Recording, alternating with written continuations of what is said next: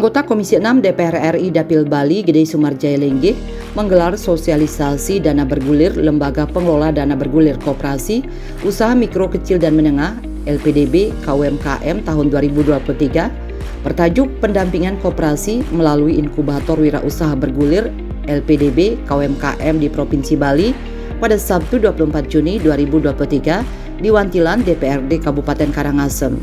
Acara diikuti ratusan pelaku UMKM, pengelola, dan anggota koperasi, termasuk juga disambut kalangan generasi Z dan milenial Karangasem yang baru belajar memulai usaha.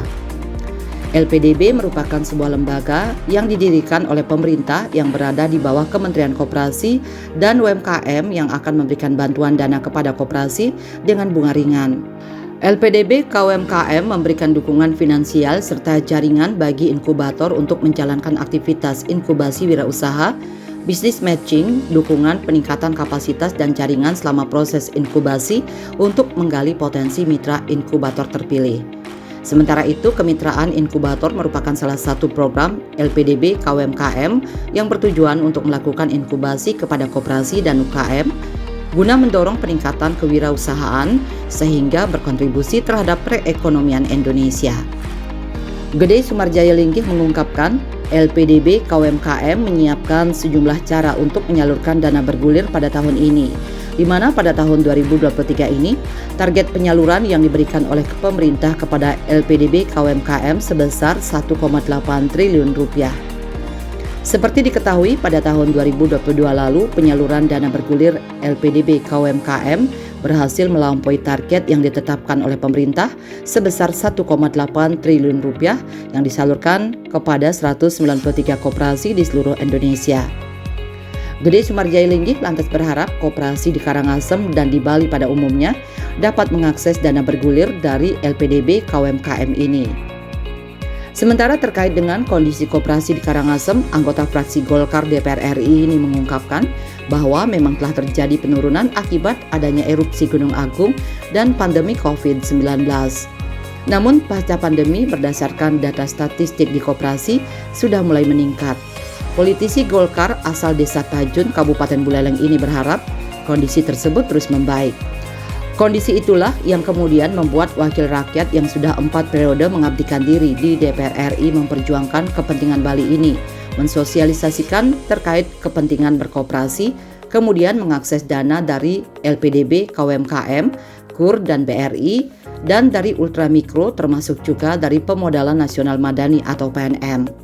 Dengan adanya sosialisasi ini, para peserta diharapkan bisa mengakses platform pendanaan dan permodalan dari pemerintah tersebut sehingga bisa menumbuhkan semangat mereka untuk meraih kesuksesan dalam berusaha. Koperasi di Karangasem, saya melihat ada penurunan memang karena waktu kemarin ini ada pandemi, terus kemudian namun setelah pandemi, saya lihat dari data statistik yang ada di koperasi sudah mulai meningkat. Harapan saya ini terus meningkat menjadi bagian dan itulah tujuan daripada hari ini saya mensosialisasikan apa sebenarnya kepentingan berkoperasi, terus kemudian bagaimana mengakses dana yang disebut LPDB, kemudian bagaimana mengakses dana dari BRI melalui KUR-nya dan ultramikro termasuk permodalan nasional Madani. Harapan saya ketika mereka terinfo persoalan pemerintah atau kebijakan pemerintah, mereka dapat mengaksesnya. Tentu ketika mereka mengaksesnya, semangat untuk berusahanya akan tinggi. Nah, ketika semangat, maka saya yakin kesuksesan daripada program kita untuk membangkitkan UMKM di Karangasem ini bisa berjalan dengan baik. Sementara itu, Kepala Dinas Koperasi UMKM Perindustrian dan Perdagangan Karangasem, Gede Lokasantika mengatakan, koperasi merupakan salah satu wadah usaha masyarakat untuk melayani anggota. Ia menjelaskan sampai dengan akhir tahun 2022, jumlah koperasi di Karangasem adalah 337. Dari jumlah tersebut, koperasi yang masih aktif sebanyak 230, yang tidak aktif sebanyak 107, yang baru berdiri 3, dan kemudian yang wajib berat sebanyak 227 koperasi. Lokasantika lantas menyebut tantangan pemerintah saat ini adalah bagaimana bisa membangkitkan 107 koperasi yang tidak aktif tersebut. Menurutnya, banyak koperasi yang tidak aktif di Karangasem disebabkan oleh dua bencana, yakni pada tahun 2017 erupsi Gunung Agung yang berdampak pada ekonomi Karangasem termasuk koperasi. Kemudian hantaman pandemi COVID-19 yang semakin memperparah kondisi koperasi di Karangasem. Lebih lanjut, Loka Santika mengatakan pada tahun 2022, koperasi-koperasi di Karangasem mulai berbenah. Menurutnya, menghidupkan koperasi lebih sulit daripada mendirikan koperasi. Hal itu berkaca pada angka koperasi yang tidak aktif di tahun 2021 sebanyak 108, kemudian di tahun 2022 berubah menjadi 107. Ini artinya baru satu koperasi yang berhasil dihidupkan kembali, sedangkan angka koperasi yang baru berdiri di tahun 2022 sebanyak 3 koperasi. 2017 Gunung Agung erupsi, jadi semua usaha di Karangasem stuck. Karena masyarakat kita lari menyelamatkan diri, termasuk juga koperasi kita. Kalau koperasi kita pengurusnya sudah ngungsi, istilahnya siapa yang ngurus? Nah itu, makanya sejak itu banyak koperasi yang tidak ada. Yang kedua, musibah adalah COVID-19.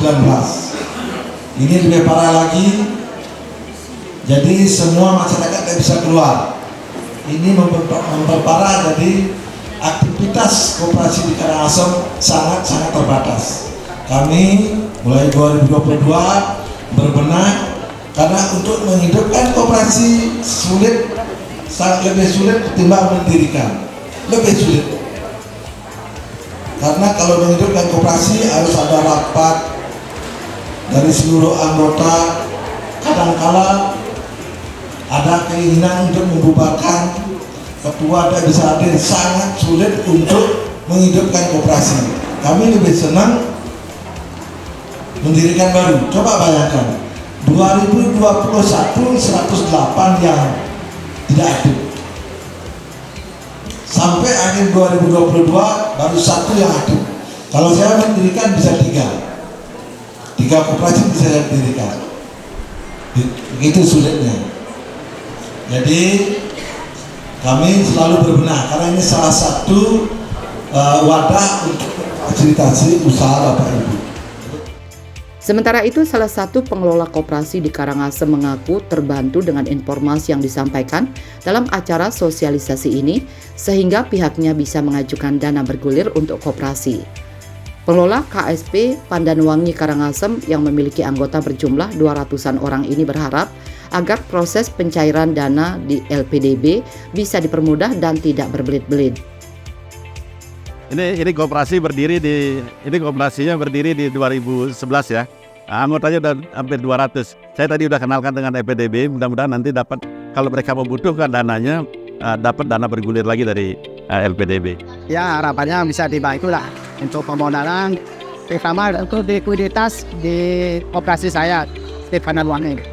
Ya harapannya dipergampang lah, biar tidak ada berbelit-belit, ya langsung ketujuan kalau bisa dimodalin di koperasi biar UMKM rakyat.